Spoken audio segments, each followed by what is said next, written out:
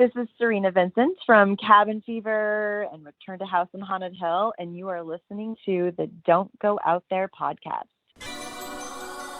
In a world where zombies, ghosts, serial killers, and vampires all exist, it's Nico, Brian, Mike, and Dustin, and they are all that stand between you and the films that could end the world. Welcome to the Don't Go Out There Horror Movie Podcast. Welcome back, everybody, to the Don't Go Out There Horror Movie Podcast. Just want to thank all of our fans and listeners. Really appreciate the support. You guys are awesome. Before we get into tonight's film review, just want to give a quick shout out to our website, don'tgoouthere.com. Everything about our podcast is on the website. All of our episodes and interviews, if you want to check those out. We've done some incredible interviews in the past. Go check them out there in a specific tab by themselves so you don't have to scroll through hundreds of episodes on Apple or Spotify, etc. We also have our store if you want to grab a shirt, a mouse pad, a hat, all that good stuff. We'd love to see your pictures, rep your favorite podcast. And Shan's Etsy page is also attached if you want to grab a tumbler. All of our social media links are on there as well. Facebook, Twitter, Instagram, YouTube, TikTok. Like us, subscribe us, follow us, all that good stuff. And the last thing I want to shout out on our website is our Patreon. We call it Blood Donors. We have the traditional monthly reoccurring kind. If you want to support us, help us pay the bills, as we say. Or if there's a movie you want us to review, that option is available as well. Just check out our website, don'tgoouthere.com. Also, if you haven't noticed, we've recently joined the Believe Network. So there's some ads on our program now. But if you want ad-free content, go check us out on Blood Donors. The ad-free episodes will be available there. We appreciate your support. We hope you enjoy the episode. All right, guys, on to the film review. We're continuing on with our 2000s theme with Brother Mike's pick. Mike, you want to announce your pick and why you picked it? First of all, I just want to apologize to everybody for picking this film. Second of all, I picked 2002's Cabin Fever because it was one time to do this film. It's kind of got a little bit of a split down the middle vibe online from what I can tell. A little 50-50. Some people love, some people hate. And just looking at Dustin, my co-host's face, he's on the side that hates it. And Brian as well. I knew that was coming, though. I picked the movie straight up because it had Ryder Strong in it, and it was time to do the film. No special reason, except for I love Boy Meets World. But this is a completely different character from Sean Hunter. I'll talk about that in my closing, actually. I was going to say second appearance on the Don't Go Out There show for Ryder Strong. That's right, buddy. That's right. And you can listen to that at don'tgoouthere.com. Plus, it's insane that the first appearance was literally Boy Meets World episode on a horror movie podcast. Dude, that's a horror episode. I know, it's crazy. It's more horror than Bone Tomahawk. Anyway. Well, fuck out of here. I'm just kidding, bro. I'm just kidding, man. More horror than Frailty. Oh, come on. That's a good film. A Maximum Overdrive picker, by the way. Literally horror. Literally horror. Okay. Yes, horrible. Go ahead. Stick to your day job, pal. At least I got one. Oh, that was fucked up. Yeah, but he's quitting the show, pal. Quitting the show. Oh, come on, man. I love you, brother. Come on, man. We can't fuck with each other. Listen here, you motherfucker. That was fucked up. I'm sorry. I love you, man. No, I'll cash app you some money. Leave it in. That was funny. God damn. All right. Yeah, that's the reason I picked it. I actually had a fun time with it, but it is a bad film. Like, I think it's an objectively pretty bad movie, but I do think it can be fun. It's for me, it started to teeter on so bad it's good in some places. Didn't quite get there.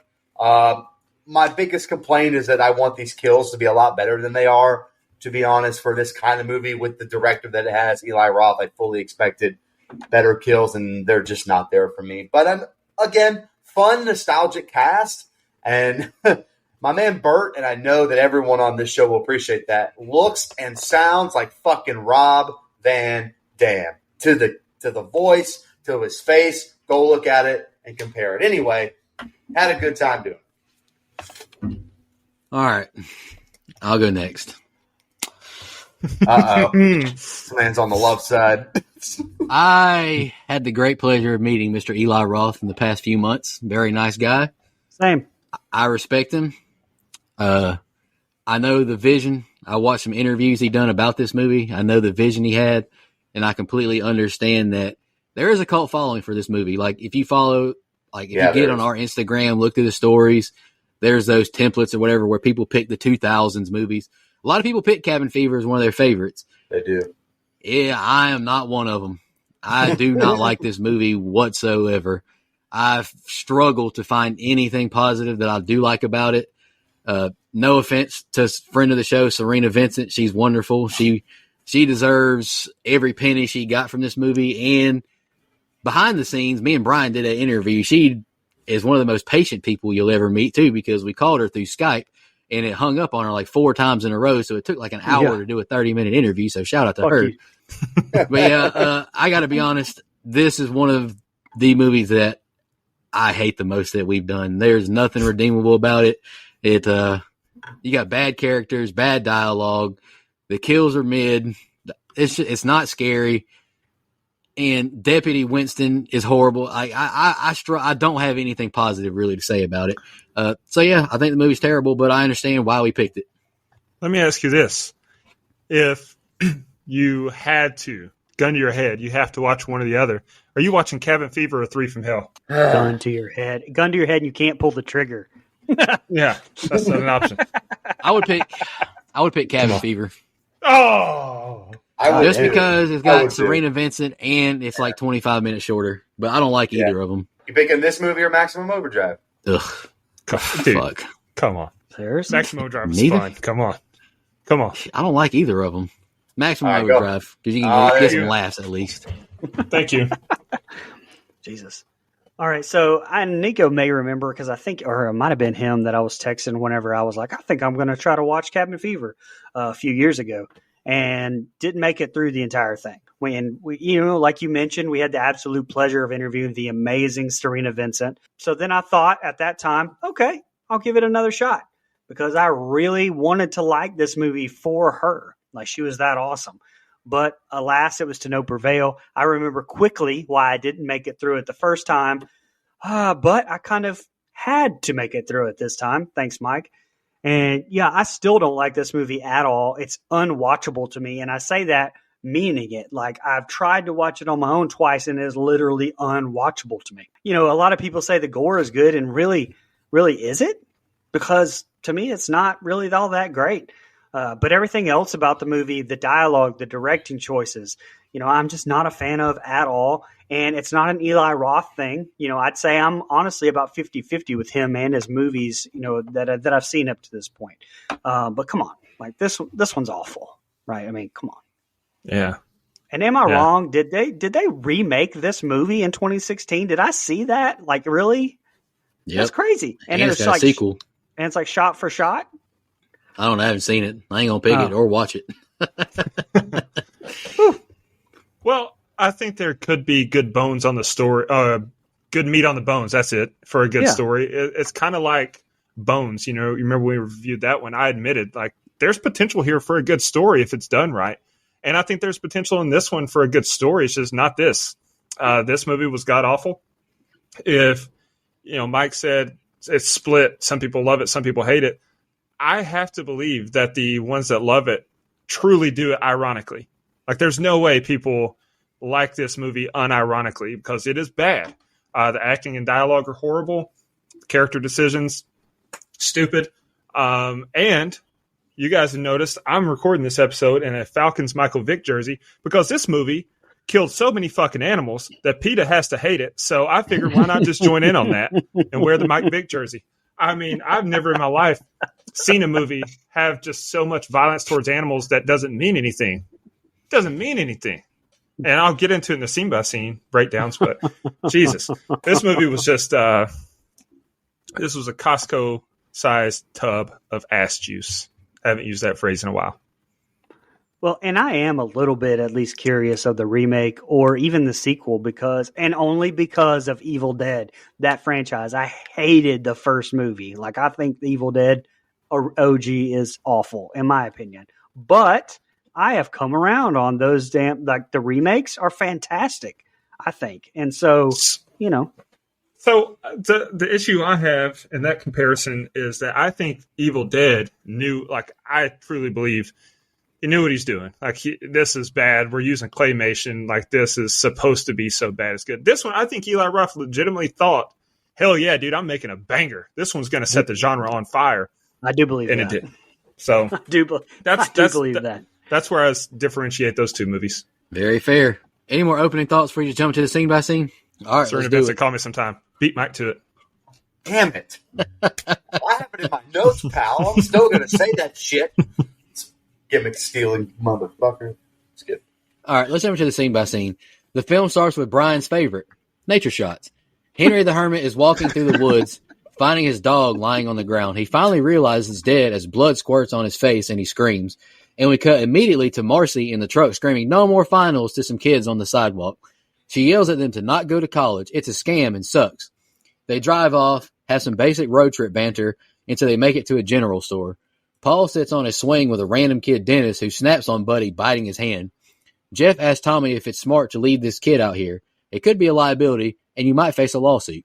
Paul goes to a stream to wash his hands. Cadwell tells all of them of his stories on his old sherry bottles and not to drop the bottle of fox piss. More banter until Cadwell drops the hard ER. Tommy stops Bert and asks him about stealing a Snickers bar. He returns the candy and gets in the truck. They drive off and Bert yells he forgot his apple juice at the store. I guess he was too busy stealing. They go off-road and finally make it to the cabin. Jeff and Marcy go straight to the bed until Paul interrupts them. And then we see Bert is spying on them through the window. Paul and Karen ask Bert why he's killing squirrels. 'Cause they're gay, and fires off a shot. The most powerful BB gun I've ever heard. Paul lets out his feelings to Karen, and she says, "Race you to the raft." Montage of Bert shooting at squirrels and peeing. Marcy and Jeff having sex, and Paul and Karen at the dock tanning. Karen randomly tells a story of some guy trying to kiss her, which turns into Paul kissing her. She rolls into the water and swims away. Bert lights the most dangerous campfire ever and goes hunting again. He hears a noise and shoots at Henry. He tells Bert he's sick and needs help. He's delirious and continues walking towards Bert. He shoots at the ground and Henry falls back into the hole. All right, Bryce, opening set of scenes, what do you think? So we open up with over 2 full minutes of credits. And, right off the bat, just out of habit, I almost complained. But then I realized, that actually knocks the runtime down to about an hour 20-something. So I don't have to sit through this, much longer. So I was honestly wish they would have gone longer because the damn cold open with his dog is fucking disgusting. And it looks fake as hell. And how can we not tell that he's dead, by the way? How can the guy, like, what's happening? Decent introduction to the characters. I would have liked to see more dialogue, but then again, given how bad some of the dialogue is, probably not. I think it was probably character development is what I meant to say. They're not really dialogue, given how bad it is. And I think, I maybe go off on a tangent here, but I think my problem with this movie is that it tries to be quirky, but yet also horror at the same time. Like, It's just the sound cue when Dennis bites Paul. Like, that whole thing just seems so, like, fucking out of place. And then we get this hard R, like you mentioned, being thrown around right at the start, just for no reason whatsoever. It doesn't add anything to the story. And what I mean by that, going back to Django. I mean, that has the hard R, but it makes sense in the movie, in the flow of what's going on in the time period. This is fucking crazy. Like, it's just out of nowhere. It makes no sense. And then we ask Paul to wash his hands in a lake due to possible tetanus. Like, what's happening right now? Like, how does that make sense? And look, one of 2 scenes in this entire movie that I do like. One of 2 does happen here. I do like the moment on the lake between Karen and Paul. Like, I think Jordan and Ryder both have good chemistry. It felt real, which is one of the few times in the entire movie.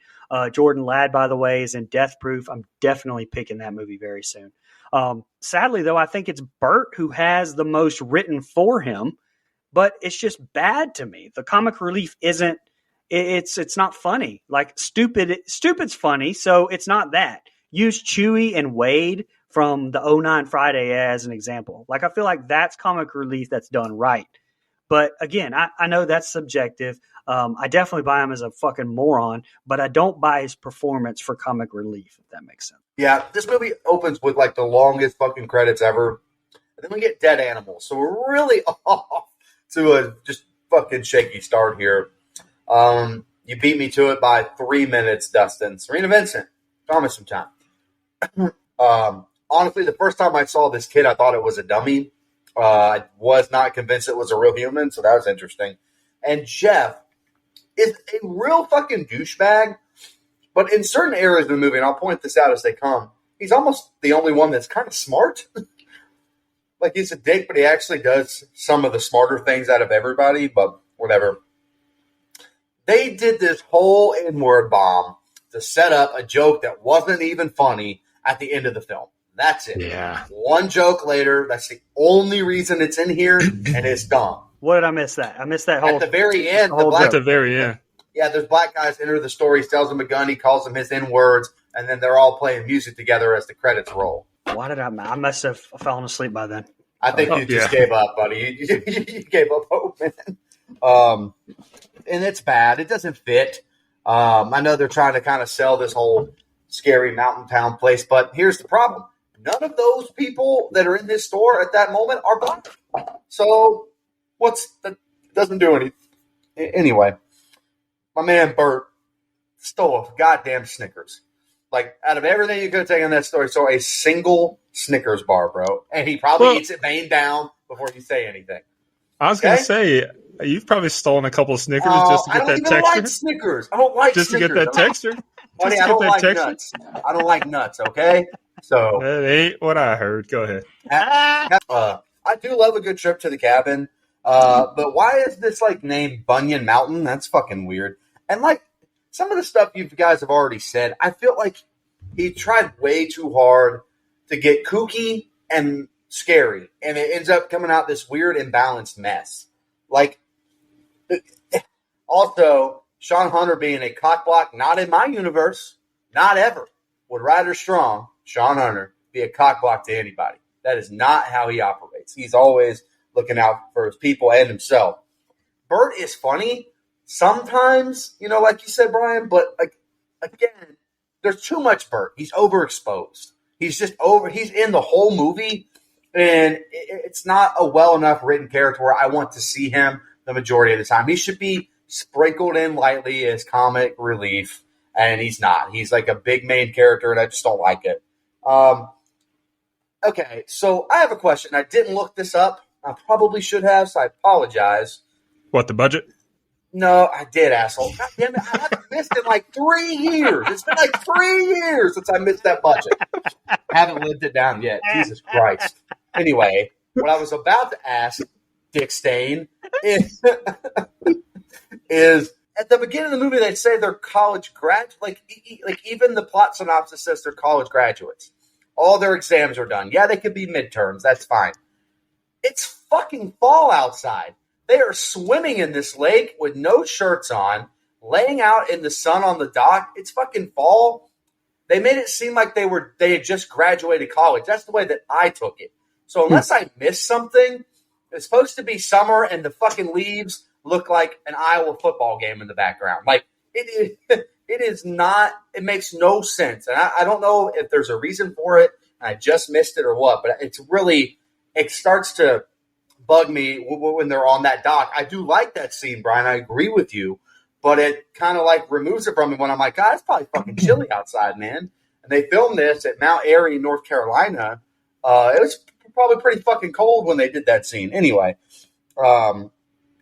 he's the line, "So you like me now?" Fucking just terrible dialogue. Jesus Christ. Last thing, the whole sequence of this man that's infected trying to get Bert to help him doesn't work because you've already set up the character of Bert not being serious. He's so fucking unserious that now he has to kind of be serious for a moment, and it's so over the top and hokey, and it doesn't land for me. So that's all I have. Pretty disgusting opening credits. Like, the background was a nasty color. It made me uncomfortable, and the flies buzzing, just yuck. We get a great horror score in the open. It really sets the tone perfectly, so that's a compliment that I can pay the movie. Bro was trying to feed his dead dog a rabbit.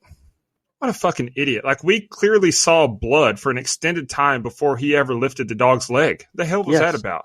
Eyes not even moving either. Just yeah, that irritated the shit out of me. I'm not sure what the point of showing Marcy trying to give her fella a handy dandy while he's driving, and then Bert laying his head on Paul's shoulder. Like, what was the point of that? We already cut away from the car ride, and then we go back to the car for that, and we immediately cut away again without a single line of dialogue or anything. It was a pointless 15 seconds. Like, I know that's a nitpick, a very minute amount of time, but it was just pointless. Everything in a movie should be progressing the story forward. That did not. Oh, man. This gas station scene makes me think I'm in for a long hour and a half. The dialogue and the whole scenario in general is just awful. And then, yeah, I damn near fell out of my chair when the old man said what the rifle was for. Hard R. When Bert is going to shoot some squirrels, we get some dialogue that wouldn't fly in 2024. This movie's off to a hot start. Karen shot Paul down in a brutal way there. Wouldn't even let him shoot a shot. Just change the subject. Cold world. Damn. Then, dog, what the fuck is this movie on? It's the first movie we've covered where a girl slipped a digi in a man's back door. Jesus. What was that about? I didn't need that. Anyway, right after running diversion so Paul couldn't hit on her, Karen kisses him. This woman is vile. She is an evil woman. She's playing with that man's emotions. What an open. And I don't mean that in a good way. Who's worse, her or Marty's wife? Oh, dude, Maggie Bird is the fucking shits, man. She's the drizzling shits. I'm pretty sure that God really created Adam and Maggie, and she's the one that ate the damn apple and cursed humanity. Jesus. Alrighty. Next set of scenes. Jeff and Marcy put out the fire and snap on Bert for being irresponsible. That night, they're roasting marshmallows and Paul tells campfire stories. We see the circle of people and the robber killing them all one by one with a hammer, forcing them to watch. Bert busts out laughing and then calls Marcy a slut, and Jeff says nothing to him. Jeff busts out laughing at the bald guy story until suddenly Justin appears with his dog, Dr. Mambo. He asks if they have room for one more. They shoot him down until he shows them all the weed he has. Karen has him sit down right beside him. Bert and Jeff make a bet they can only drink beer for the rest of their trip. Justin splits after it starts to rain. Paul looks down abysmal as Karen tells her story of using a shower head for reasons. Knock at the door and it's Henry the Hermit, who looks horrible. Bert slams the door on him after he says he shot him. Henry goes to the car and cranks it up, but he doesn't drive away. Henry vomits blood everywhere and they begin shooting at the car and smashing the windows. Paul lights them on fire and it cuts back to them in the cabin. Karen thinks they should tell the cops as Paul plays with honey on his fingers. Marcy, Bert, and Paul all relive moments from the day as lightning fills the sky. The guys are all arguing over damaging the car, and Marcy storms away by herself to go get help. We see a corpse floating in the drinking water reservoir. Paul tries to talk to Karen, but she's not in a great mood, but cries and hugs him. She drinks some water and says she's better. All right, Brian, so next set of scenes, what do you think? First of all, real quick, I said Maggie Bird. It's Maggie Hart. I was thinking Marty Bird. Yeah, that's my bad. But yeah, Maggie Hart's the devil. Go ahead. Wendy Bird, right? Yeah, Wendy Bird. Yeah, but Marty. Yeah, I know what you meant.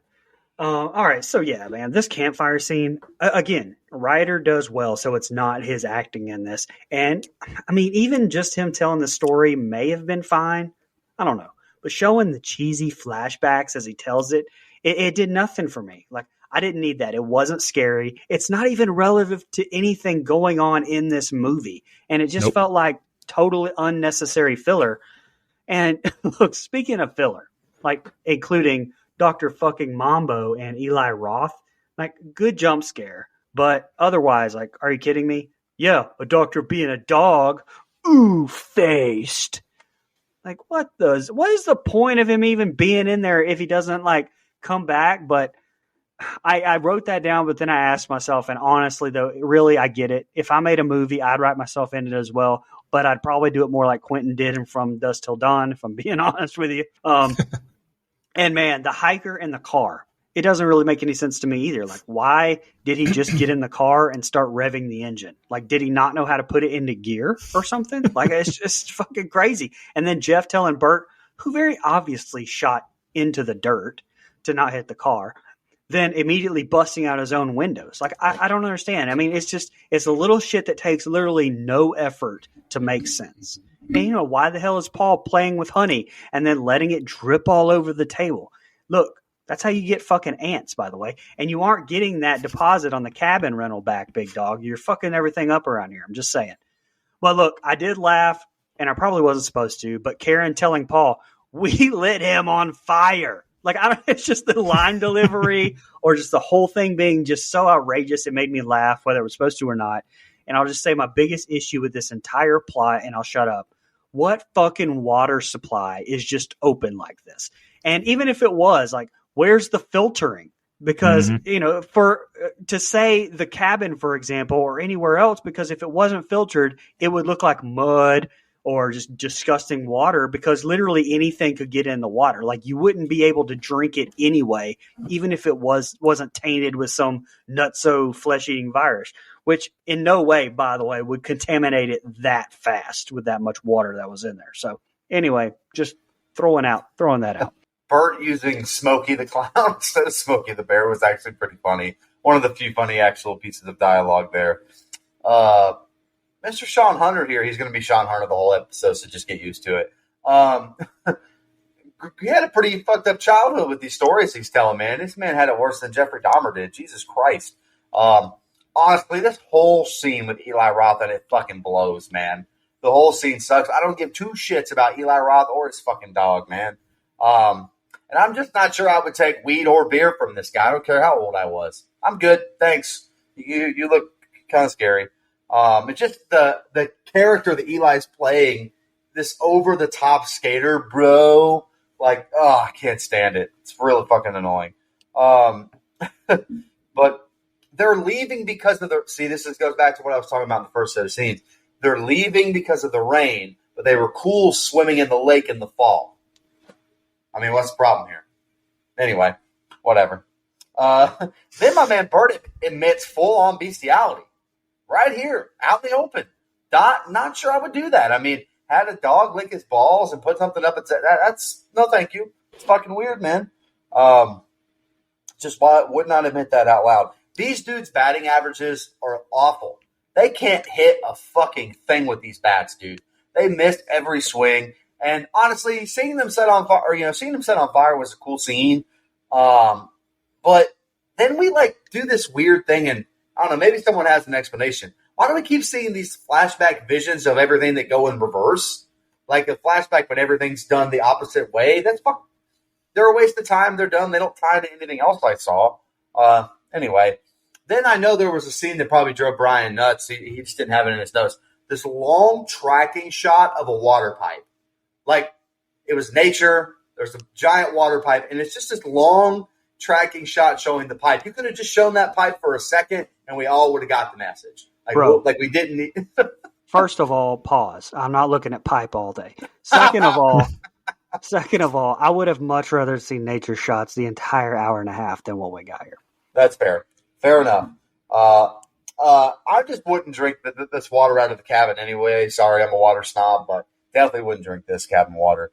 I will say this scene with Paul and Karen here is actually the recreated version of it, and the remake is actually better.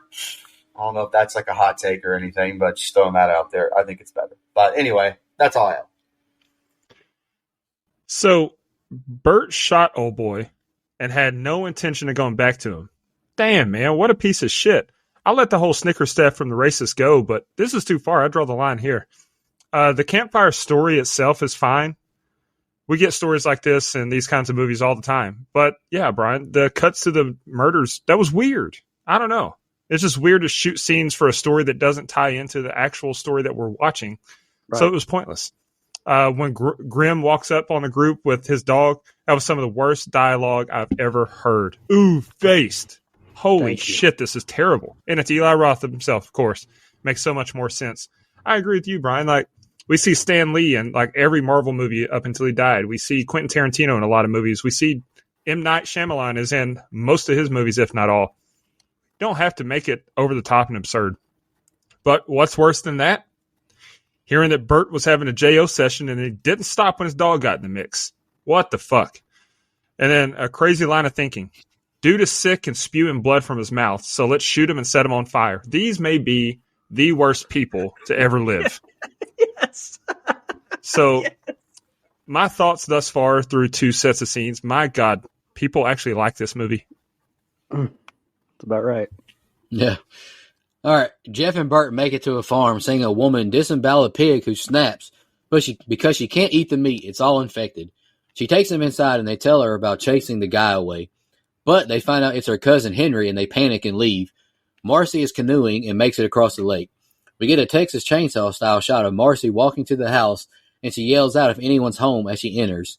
Bert jump scares her and then eats up all the homeowner's beef jerky.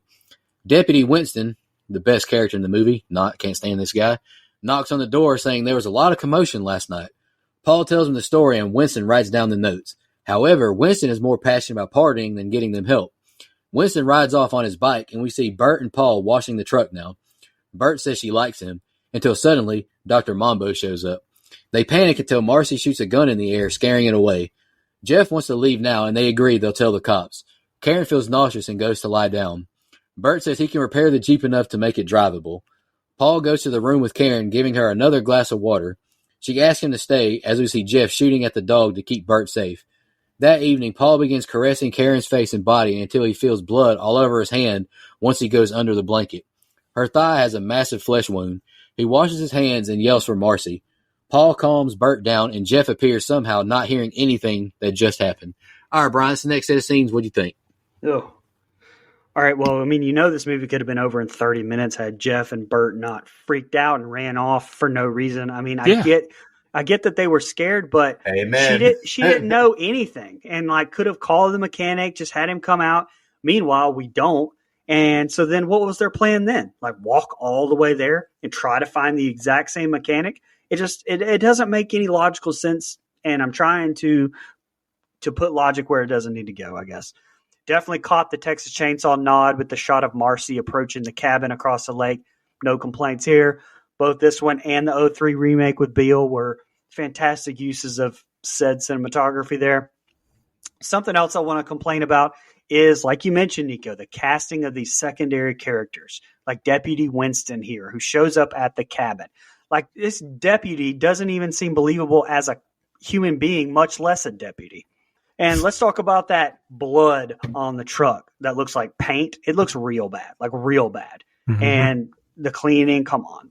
Speaking of blood, what the fuck with Karen and Paul, man? You can literally hear the swishing sound effects that Roth used right there. It was disgusting, dude. Man, you didn't have to do that. You didn't have to do that. But seriously, I've talked shit about the acting, but again, Jordan Ladd screaming to let her out, to let her go to the bathroom. She really does a great job here. James DeBello freaking out was a little over the top, but I could honestly see someone acting like that. I was like, oh shit, when I was looking through his IMDb, this guy's credited as the enthusiastic guy in American Pie. And he's been this. Yes, he is. I was going to say, yes, he is. But he's just been such a dipshit this entire time. This comes off even hokey as well. So, I don't know. Go ahead. Could you imagine cutting up a fucking pig and it being a sick hog? That was honestly, as much nasty shit as we get in this movie, one of the nastier parts of the film. Really fucking disgusting. I just thought it was really funny that during all this, Serena Vincent decides to take a fucking canoe ride in the lake. All right, man, enjoy yourself. Whatever. Anyway, then they get an OG Texas Chainsaw slow walk ass shot of her. That was kind of a nice little break in the action, to be honest. Man, and if Bert jump scared me like this, or if anybody did, I'm knocking his ass out. It's a punch to the face on sight for that shit with all this going on. My man, Winston, is the least convincing police officer of all time. We have done some movies with some smelly cops, okay? This motherfucker is the drizzling shits, bottom of the pole, no doubt about it. I would take the cops from Halloween 5 over this motherfucker, and I'd stand on that, okay? One of the worst characters in the movie. Never noticing that the fact that the truck is all fucked up, or at least I didn't see it, is hilarious.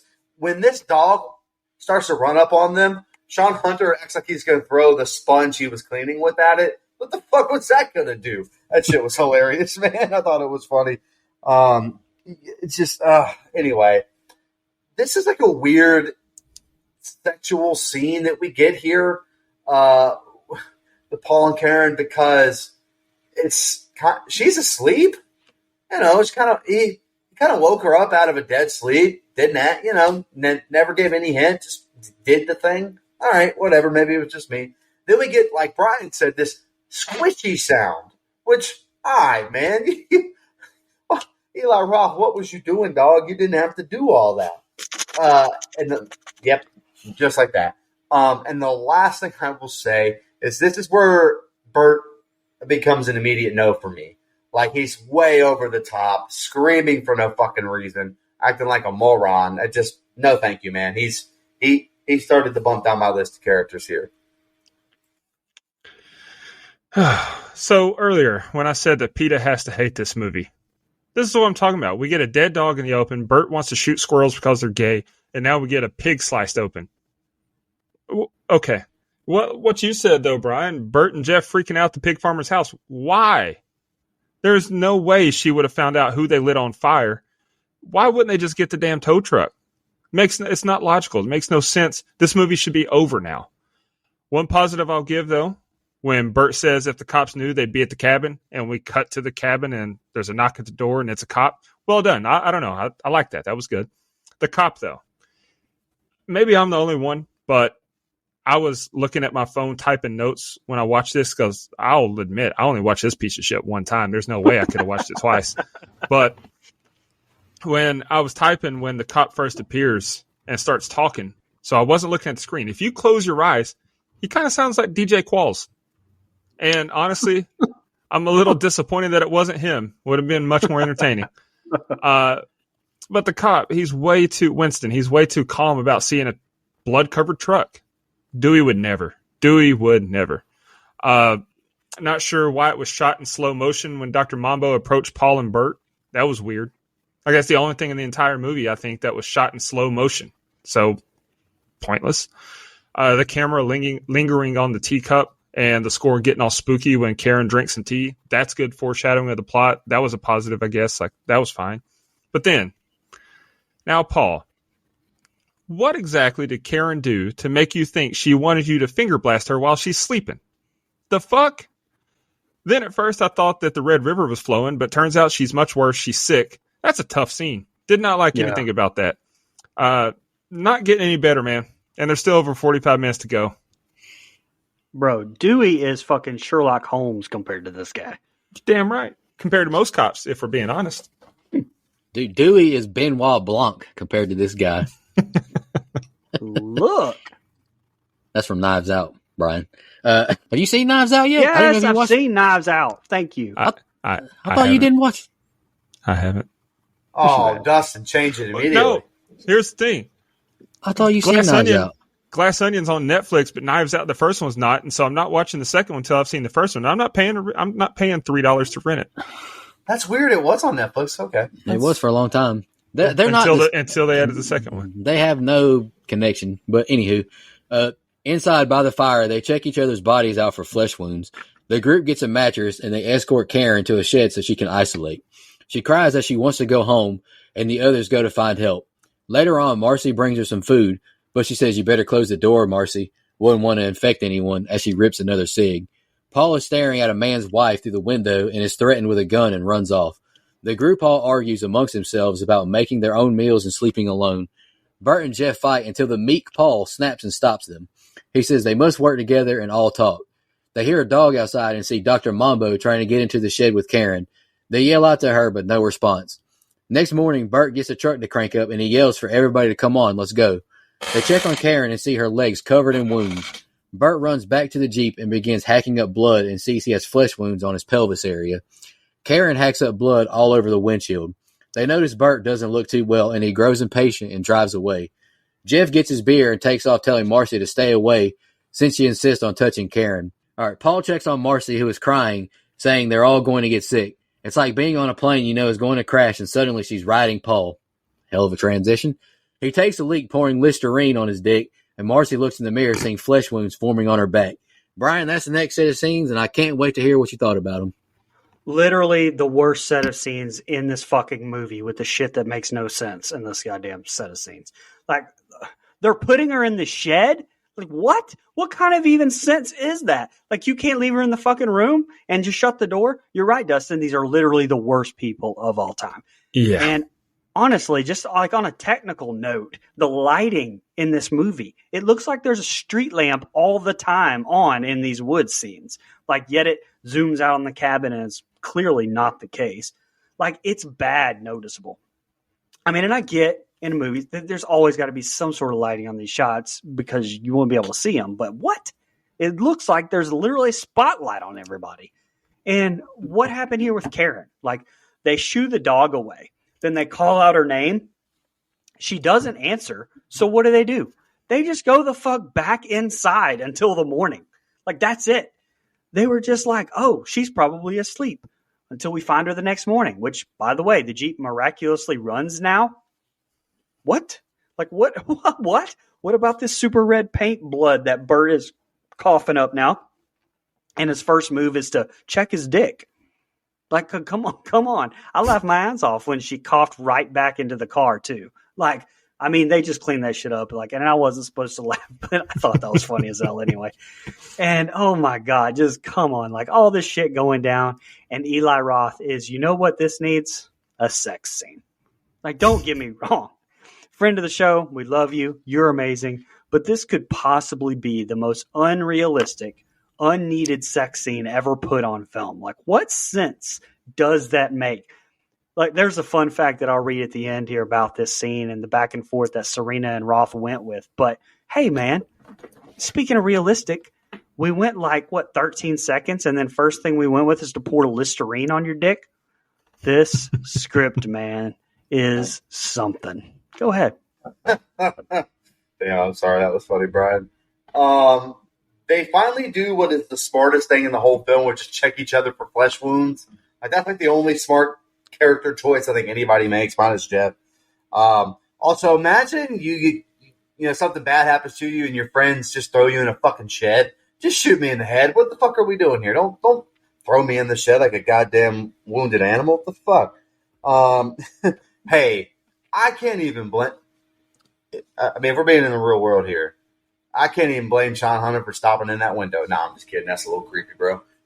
I'm just kidding. But I mean, hey, I feel like the husband here is one of the worst acting performances in the film. Like, so like 80s terrible fucking comedy. Just not, God, it's bad shit. And this whole like raw character that Ryder Strong tries to play here just isn't for me. Such a departure from what I'm used to, and I don't think he pulls it off. This whole, we just have to communicate. All right, guys, this isn't a fucking Magic School Bus episode, man. Like, what the fuck is this? And the flashbacks, again, I talked about, they're just, why are they here? Like, I don't understand. They don't tie into anything, really. Also, it would be a real tough day at the office if all of a sudden flies started flying around your privates. That's not good. That's a tough day. And honestly, man, I'm just leaving her here, dude. Like, I'm not fooling with this infected, getting it all over the fucking windows. No, thank you.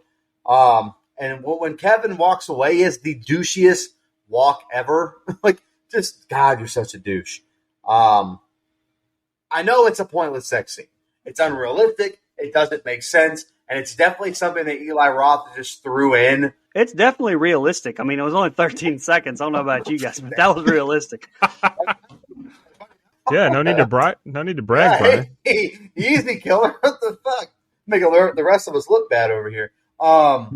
Unrealistic, unnecessary. Totally understand all that. Poorly written into the script. Definitely just Eli Roth thinking, oh man, what if they fucked here? That's what I think. However, if I was Sean Hunter, I'd probably just have to do that too. I mean, what the hell else are we going to do? We're all about to die. Flesh-eating disease. What the fuck? And then I wrote, you know how we had the dick twist, the old dick twist? This is the old Listerine on the dick trick, man. Like, I've never seen this before. I know you were trying to disinfect, but that is a new one. Okay? Listerine's for your mouth, not your dick. That's all I got. Yeah, Nico, you said the word pelvis in your scene by scene, and every time I hear that word now, I think of the Lil Wayne song "Took His Time" because he says the phrase "the pelvis overwhelming." Yes, yeah, And that's such a fucking funny phrase. But anyway, this is the least amount of notes that I have on any scene because, yeah, like you said, this is probably the worst set of scenes. These suck. This friend group, they're terrible friends. Making Karen sleep in the fucking shed. They don't care about her at all. They should have went back to the pig farmer right away as a group and demanded she take them to town right then. When they go out and scare the dog away from Karen's shed, is Bert wearing a shirt with Ron Jeremy on it? Anyone else notice that? That aged terribly. What a scumbag that guy turned out to be. And I'm not even talking about porn. He's just a piece of shit. I didn't even notice that. No, I noticed these things. I feel no sympathy when he's the next one infected. His character is a douche anyway. Fuck him. And boy, Paul and Marcy, they forgot all about Jeff and Karen awful quickly. World's ending. Let me bang my friend's friend. She's on Lori Grimes time. And buddy, let me tell you, Listerine won't help if she burned you. Gonna need some antibiotics, possibly orally and a shot. But yeah, I got nothing, man. Shout out to Lori Grimes. Bert makes it to the store honking the horn like crazy. He gets out the car screaming for help. Tommy walks out saying he doesn't look too hot, and he goes inside to call a doctor. Suddenly, Dennis starts screaming pancakes and hops off the swing and starts doing martial arts moves and bites Bert's hand. Tommy is now accusing Bert of doing this to him. Bert drives away, and Tommy tells another guy there's kids in the cabin with disease, and they gave it to Dennis. Paul tells Marcy he's leaving to find Jeff so they can leave. Bert's truck breaks down, and so does he in a bit of rage. The gas station gang find the broken down truck as Paul finds the corpse in the water supply. He grabs a stick and drags the body closer to him. The ladder rung breaks he's holding onto, and he falls into the water. He panics and makes it out, seeing the sign above about the reservoir. Bert is being hunted through the woods, leaving blood trails. We see Marcy shaving her legs in the tub and the horrific flesh wounds on her back. She shaves her other leg now, and the flesh begins to peel back from infection. She showers and panics, hearing a gunshot. For some reason, she runs outside and tries to make it in the shed, but is killed and eaten by Dr. Mambo. Paul finds Dr. Mambo eating Karen too, and he's chased. He falls over and grabs the BB gun and shoots the dog. He checks on Karen and sees she's too far gone and kills her off with a shovel. Paul packs a bag and goes to leave, but Bert is on the front porch. He drags him inside as the gas station gang finds the cabin. They open the door and Bert is killed with a gunshot. The shooter is hit in the head and falls to the ground, shooting Tommy by accident. Paul stabs the other guy in the ear with a screwdriver, and Paul finishes Tommy off by impalement with a limb. And the next set of scenes is the end. Go ahead, Brian. Bro, just listening to you read that fucking pancake scene, like it's so fucking outrageous. Like, it's just, Bert makes it to the general store, and I was joking earlier about Eli Roth just making shit up as he goes, but this is an actual fun fact. My guy literally saw Matthew Helms practicing Taekwondo during a break in filming and just made this scene up on the spot. Where did the pancakes part fucking come from? Like, what? And then Bert stands there and lets him bite him. Like, just stands there. So now we have the redneck posse wanting to murder them because of what exactly? Like, this movie is unwatchable. You know, I almost said almost unwatchable. No, it is unwatchable. That's why I have not made it through this movie until Mike just made me. Now, with that said, this scene with Serena in the bathtub shaving, great effects. And I mean, shit, that's literally what made Eli Roth even want to make the movie. So it better be a good scene. Roth said he originally even got the idea while he was working in Iceland on a horse farm and got such a bad skin infection from the rotting hay in the barn, which I didn't even know was a thing, that his face broke out in sores, bled, and peeled off when he shaved. Sound mixer John Neff survived the real flesh-eating bacteria as well and maintains that the makeup in the film is 100% accurate. And I mean, hey, that's a positive. It's still not enough to save the movie, in my opinion, but that is a really good scene. And Paul Mercy killing Karen, like, have we seen anyone actually die from this disease yet? Like, unless I'm mistaken, no. So what sense does it make to fucking Mercy kill your friend?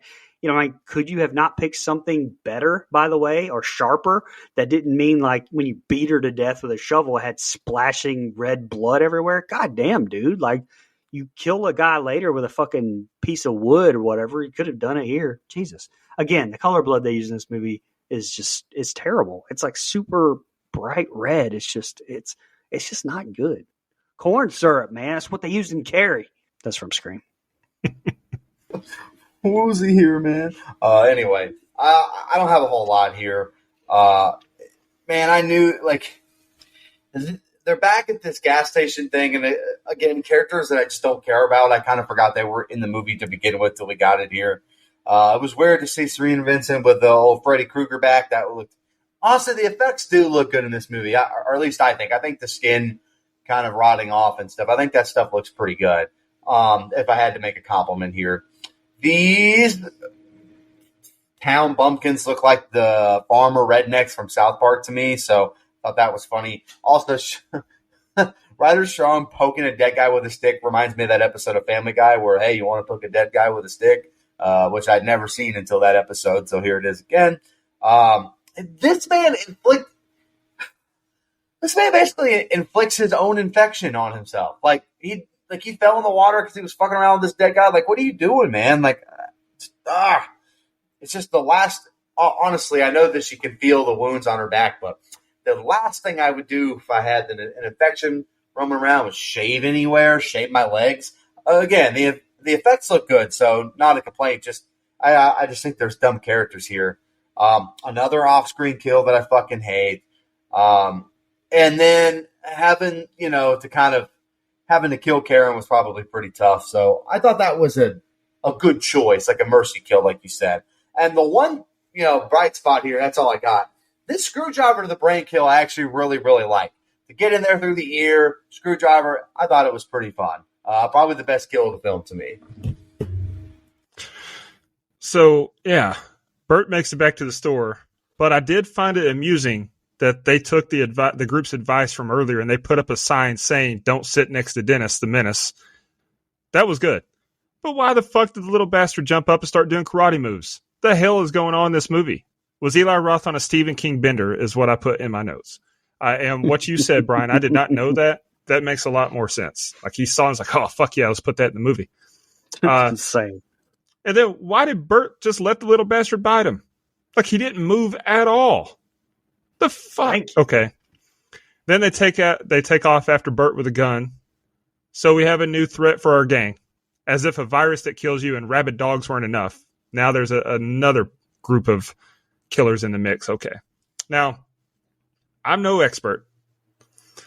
But when Paul found the guy that they lit on fire in the water, if he's what's contaminated the water supply, I don't know. I don't know if he would have contaminated all of the water so quickly. Like, it seems unlikely. But honestly, I don't know. But I think it would take a little bit more time for the water to get that far downstream to get into the pipes that they're drinking from. Thank you. I got a little queasy when Marcy was shaving her legs and her skin was decaying. Rubbing a razor over the wound on her leg almost made me vomit. That was gross. Then Paul shoots the dog. And I go back to what I said about PETA having to hate this movie along with me. Well, I don't side with PETA often, but here we are. Gruesome effects on Karen with her face being all fucked up. Not sure why Paul decided to go Patrick Bateman with the garden utensil, though. Like, getting her blood splatter on your face seems less than ideal. Maybe I'm wrong. Thank you. Very intense score when the gas station crew shows up at the cabin. Didn't help, though. Did not help. Didn't like it anymore. These guys outnumbered Paul 3-1 and were armed, and they let him, a pussy, as we heard earlier. That was the direct word that was used to describe him. Take them all out.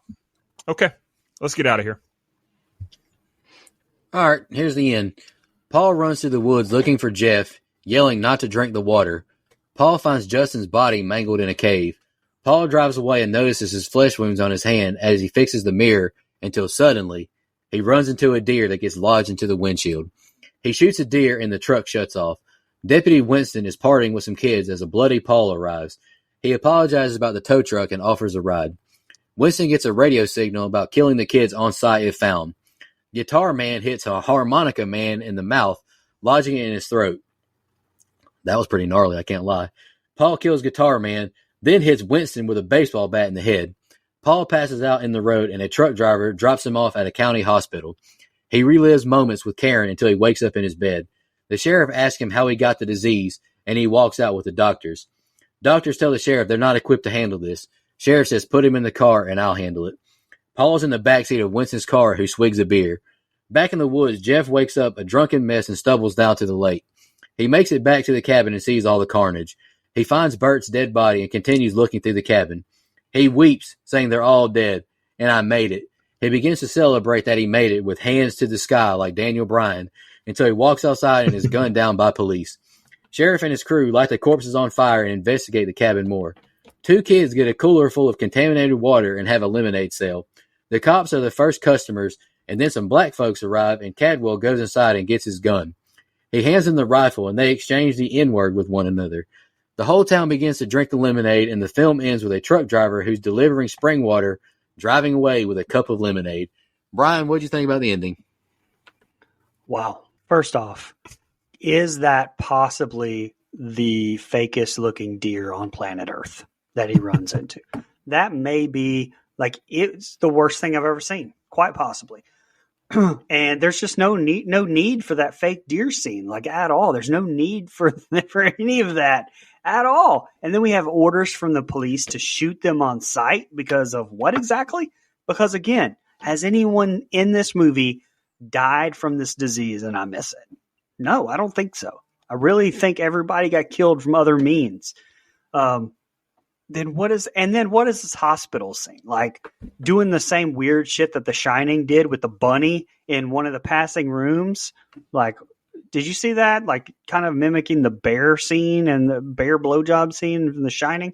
I don't know. This entire ending is just absolute dog shit. That's what I think about it. Hey, you're not wrong. Also, freaking Jeff over here drinking IPAs before that was even a fucking thing. I thought that was funny. I was like, an IPA in 02, and I know everyone on this show thinks it tastes like piss. I get it. I understand.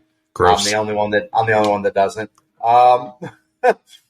Like, we get the death of Eli Roth's character, who just like has to be in most of his movies somewhere. He takes that from his guy Quentin Tarantino for sure. Honestly, Brian, I get it, but this fucking deer scene is hilarious because it looks so bad.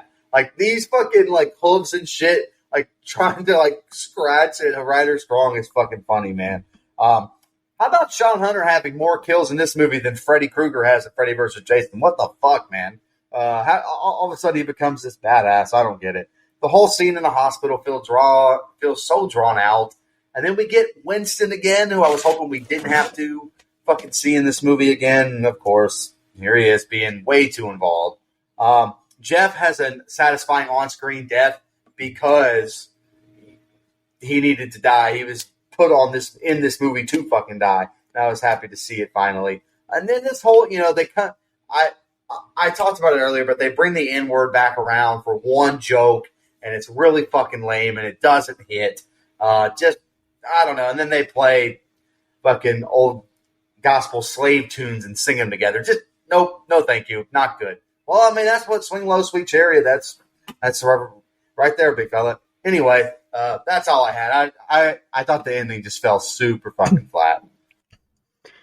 So, added to the dead animals from earlier, now Paul hits a deer and shoots it. The hell are we doing here, man? And it didn't even serve a purpose. Like, it was stupid. I laughed when the radio said the kids were on a killing spree when Paul found Winston. Great comedic timing there. I don't know. That was a positive. I enjoyed that. And am I the only one that noticed that when Buddy went all Jeff Jarrett and swung the guitar, it was brown, but the guitar that hit the guy was black? I let out the biggest sigh. Like, how do you not catch that? Anyway. But I did laugh when Paul coughs blood on some folks and all Winston is worried about is the party being ruined. Winston sucks, man. Also got a good laugh when the semi dropped Paul at the hospital and got the hell out of Dodge, and Lieutenant Dan was in the background and he saw Paul and just immediately turned around. Is this movie supposed to be a comedy? Because if it is, they didn't lean enough into it for it to work for me, but there are some funny ass parts in it. Then he's in the hospital bed. The cop wants to hear the story from the beginning, but he and the doctors leave after Paul said the man looks like Bert's marshmallow. That's all the info they needed. That's some great detective work. Like, what the fuck are we doing? And then why and how the fuck did Jeff end up back at the cabin? This dumbass took off to escape and walked in a big-ass circle and came back empty-handed? Shitting me. And then the funniest part of the whole movie, he's celebrating making it, and the cops empty their clips on him. Best possible ending for this shitty group of protagonists. Movie should have ended there. But it wasn't.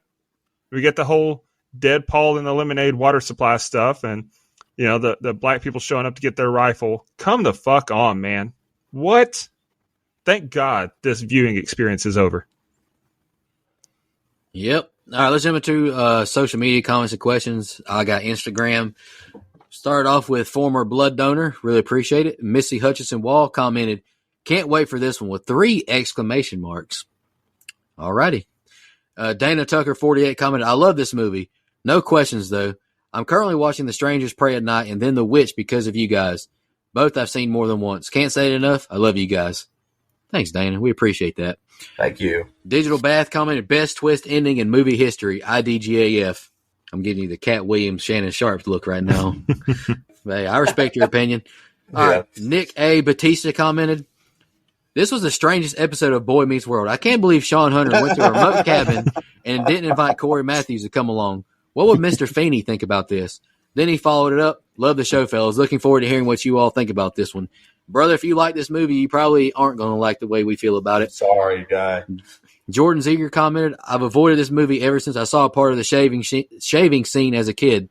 But after listening to you guys' review, I'll probably end up watching it, LOL. Yeah, I would advise not to. I would advise Jordan, not to. Jordan, trust me. It's not good. Actually, do watch it because your reaction is going to be hilarious. Yeah. I mean, if you want to...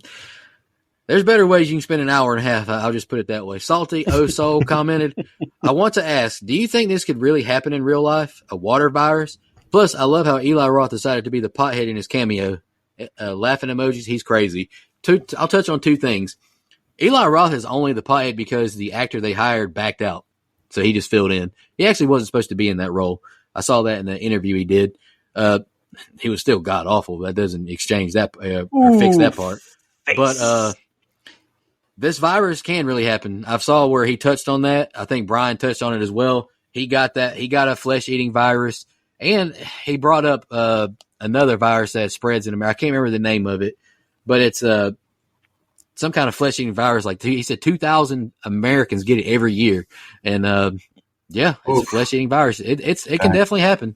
Book of Faces. Book of Faces.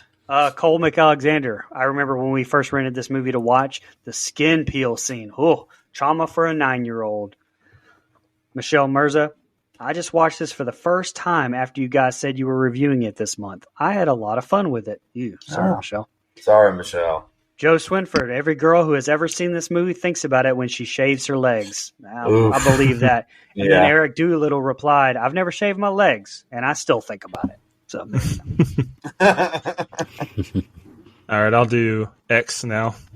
Man, used to when I would say I was going to do X, it had a different meaning, but we're not talking about ecstasy, brother. I'm going to read the comments off of. I'm going to read the comments off of the app formerly known as Twitter. That guy Millhouse 14108 said, "Seen this when it came out and still don't want to watch it again. Blood and gore effects still hold up pretty good. Gotta say, watching Sean Hunter attempt to give Karen hand to gland combat, only to find out he's hold on. Hand to gland combat. Seeing Sean Hunter attempt to give Karen hand to gland combat, only to find he's working a decayed bloody thigh pocket, still makes me cringe. With a puke emoji.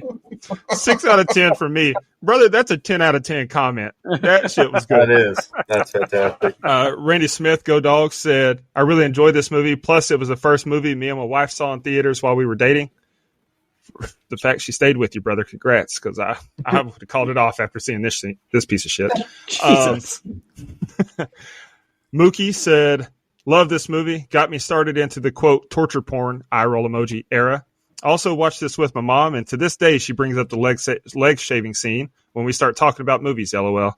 And then Anita Russell said, "This is the first movie that grossed me out. Still a really good movie." I got to ask, what did we miss? Because, like, every comment was positive. I don't know. Yeah, I don't know. Maybe we took it too serious, which is fair. I don't think they've watched this movie since 2002. Maybe that's it. I just can't believe I shit on this for being kind of fun and kooky and gave Winnie the Pooh, Blood and Honey a 7. So what the fuck do I know? There's a huge difference. There is. Yeah, and plus, like, Maximum Overdrive is fun and kooky. Like, this isn't fun. They tried to be serious. Yes. That's the problem. Yes. Fair. All right. Budget. Oh, sorry. I was waiting on fun facts, pal. Yeah, that's not entirely your fault, Mike. We usually do fun facts in the budget. Thank you. All of you can suck my ass. Anyway. Damn. Whoa, hey, I'm just saying, pal. What made you go with that verse? This movie, man, was made for a whopping $1.5 million and grossed worldwide $30 million, or actually just under $31 million. There's a sequel. There's a remake.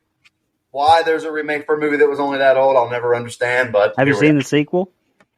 No, I've never seen Cabin Fever 2. I've never seen the remake. I kind of want to watch the sequel. It's got Ty West as the director. Is the remake better than this? In some ways, yes. In some ways, no.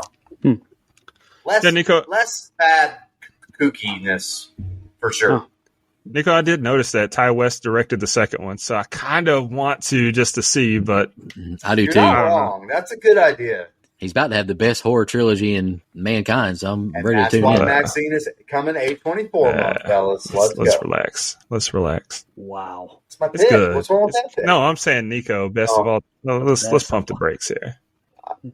I finally get Brian a good A24 movie to watch, and he's over here complaining. The beta wall, man. Dustin.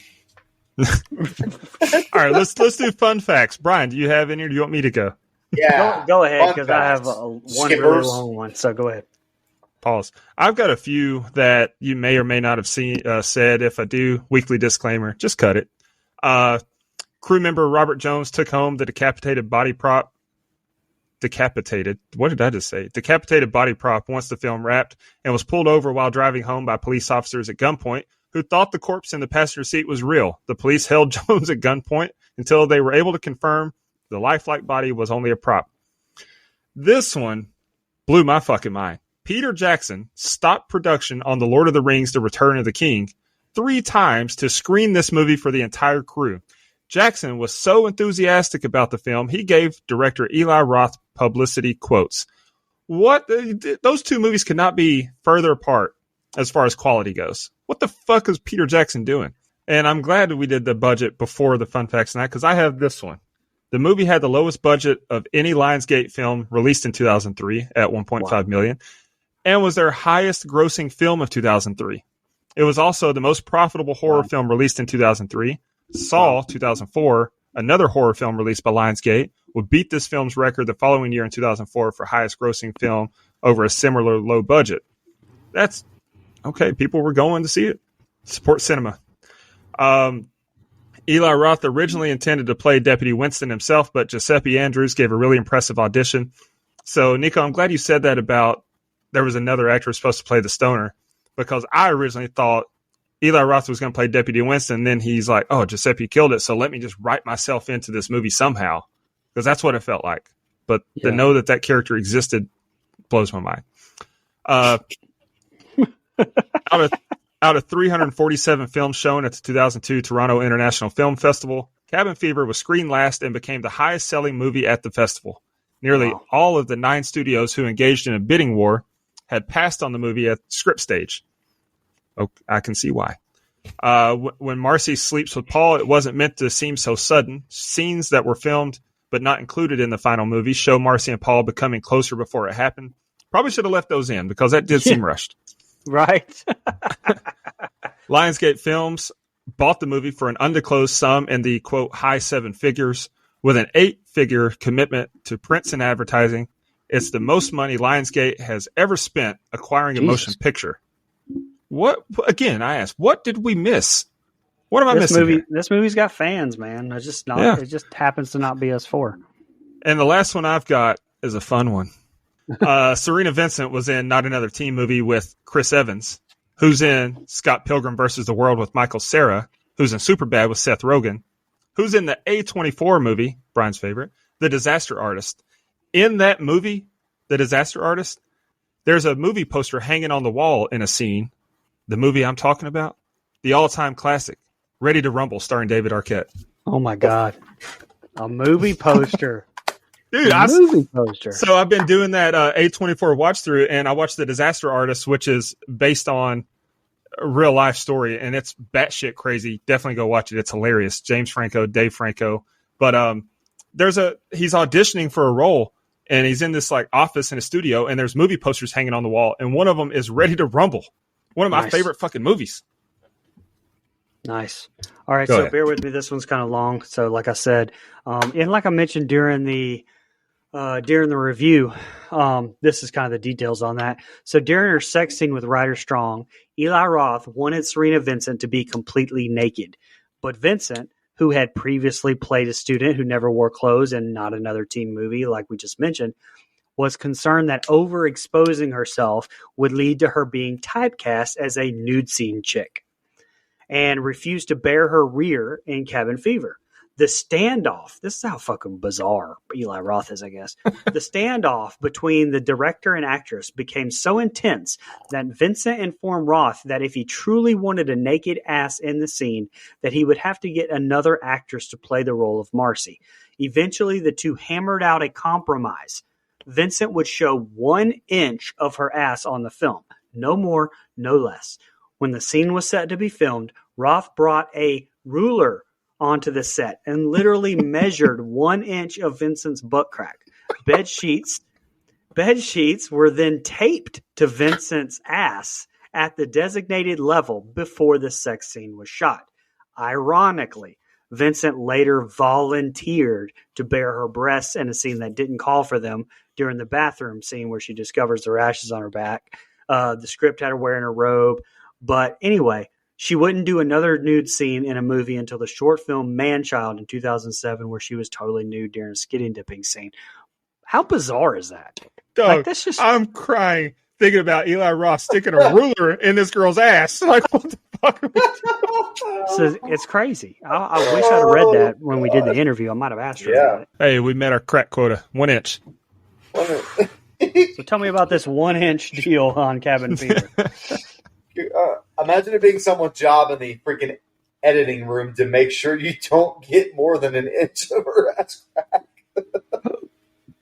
That's some wild behavior. I'll jump to our favorite kill, least favorite kill, and the rating. Mike, how about you kick us off this week?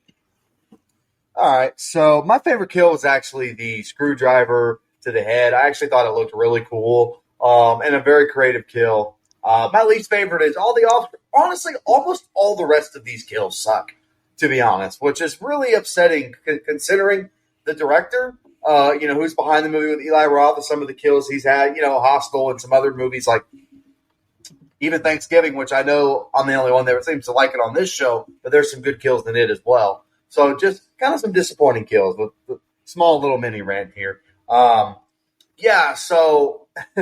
I have a good time with it. I know I spent the whole show shitting on it. I do have a little bit of fun with it just because there are some parts where it's so bad it's good. But all in all, I can't say it's a good film. I can't say I enjoy watching it. But it's like kind of a brain dead movie in a lot of the way. Like, hey, I can put it on. Oh, shit, what's happening? Some crazy shit's happening on my screen, but it's not enough. Bad writing, in my opinion, bad dialogue, bad characters. And I just don't think the movie kind of plays out well. So I understand the love for it. I do. It's very of its time. I think I read a review that said it was American Pie 2 with horror. Okay, sure. If that's what – I mean, American Pie 2 is actually hilarious, so I don't know where that came from. But anyway, all in all, glad we got to review it. It was time, but I'm still going to give this movie a 4 out of 10. All right, I'll go next. Favorite kill, I kind of want to go with the screwdriver as well, but a part of me wants to go with a harmonica in the throat. Give me the harmonica in the throat. That's a good kill. That's just a funny kill. Like, you don't see that kind of kill that often. I'll go with that one. Least favorite kill, I'm going Marcy. Like, what? Like, the shaving scene was cool. Like, it's honest. I mean, all the comments spoke on it. But why does she run outside and get eaten alive by a dog? That just made no sense to me. And she is, friend of the show, Serena Vincent. Shout out to her. She's super nice. Thoughts? Eli Roth, I listened to some interviews. I think he's an interesting guy. I know he pays homage. He has a huge amount of respect for classic horror. I respect that. You know, in the interviews, he said he pulled inspiration from Texas Chainsaw Massacre, The Thing, Evil Dead. He wanted to make like you mentioned, Dustin, throughout. I think, Brian, you may have mentioned it as well. They leaned into a lot of comedy. He wanted to have comedy and horror, but it didn't work. It didn't work at all. It's not funny. It's just cringy, bad dialogue. Like, even this kind of dialogue wasn't funny to me in like 2002 or 3 when it came out. It's try hard fraternity stuff, and it's just not funny to me. Bad characters, kind of bad acting. You had good effects. I did think the effects were good. I thought like the blood, the sores, I thought was good. Serena Vincent, she's really nice. I'm giving the movie a benefit of that. But really, I don't really enjoy anything else about it. We've watched 2-hour movies on this program, 2.5. We even watched 3-hour movies. Beau is Afraid. It Chapter 2 is almost 3 hours. This movie feels like an eternity, and it's not a pleasurable watch. It's going to be one of my lowest rated movies. I'm giving it a 1.5. Oh, God. Yeah. All right, I'll go ahead and go. Maybe even us out a little bit. Who knows? My favorite kill is Karen. Kind of. I mean, it's just the effects on her face with the almost skull poking out. Like, I thought that would look really good, even though we really didn't get to see her kill on screen. And it was stupid that he was hitting her with a shovel, but that's the one I picked anyway. My least favorite kill, I actually went with harmonica in the throat because I thought it was so fucking stupid. That's why. I mean, I get the originality of it, but to me, it was dumb. I hated it. Look, there's no tension in this movie to me. Like, it tries to give you tension by trying to avoid the drinking water, but it really just does not work. And again, I don't think anyone actually dies from the skin disease. Shit doesn't make sense the entire movie. People say great gore, but honestly, it really isn't, because the blood looks like shit. Like, there's only 2 good scenes in the entire movie. And so I'm giving it a 2.5. And honestly, that's probably being gracious. Brian, I'm glad you mentioned the blood so much, because what was it recently? In A Violent Nature, I think, where I talked about how such a low budget, the blood looked good. And when the blood doesn't, it can completely ruin it. I said it recently. I don't know what it was either, but the blood sucked in this one. Favorite kill for me, screwdriver through the ear. Hell yeah. Enough said. Least favorite kill. Listen, aside from the dozen or so animals that died in vain, I'll say Dennis. I'm assuming he died since he wasn't at the gas station at the end, and his whole death was stupid. Pointless karate moves and a bite to Bert that wasn't likely, and then you add to it that Dennis's death was off screen. Lame as fuck. Like, a kid just disappeared. Hated it. Final thoughts. This is, without a doubt, one of the worst movies I've ever seen. Shout out to Ryder Strong for Boy Meets World, but this was awful. I'm glad you picked it, Mike, because I did need to watch it. You're right. We did need to, but I'll never do it again. 1.5. 1.5. So, damn, that was the highest one. That gives us a composite score of 2.375. Now, listen to this bull hockey. IMDb, 5.6. Rotten Tomatoes, 62%. Again, I ask, what am I missing? Did we watch the same movie? I don't know. I haven't reviewed it. Let's do it. Next week we get to watch a much better movie. Tell them, Nico. I mean, the thing is like, even if we don't like it, like Black and White Month or Horror Classics was like brutal. But I mean, we needed to review those movies. It was brutal. It was brutal. It was horrible for you. But it's got to be done. You know, we can't like every movie we watch. Let's shout out our blood donors, and I'll announce my pick for next week. We really appreciate our blood donors. You take a big burden off us. Camper Level Reoccurring, Nina, Michelle Merza, the Horror Movie Crew podcast, Alex Seligson, Michael Evans, and Steve Schmidt, a new blood donor. Appreciate that. Camp Council Reoccurring, Edwin Hernandez Gunn, Joe Swinford Shan, Adrian Aiello, Brian Samick, Andrew Ferguson, Matt Strickland, Brooke Maley, Thorne David Phillips, Heather Superdoc, Jennifer Davis from the Too Close to Home podcast, Dana Tucker, and Cole McAlexander. We really appreciate y'all's donations. It really does help us.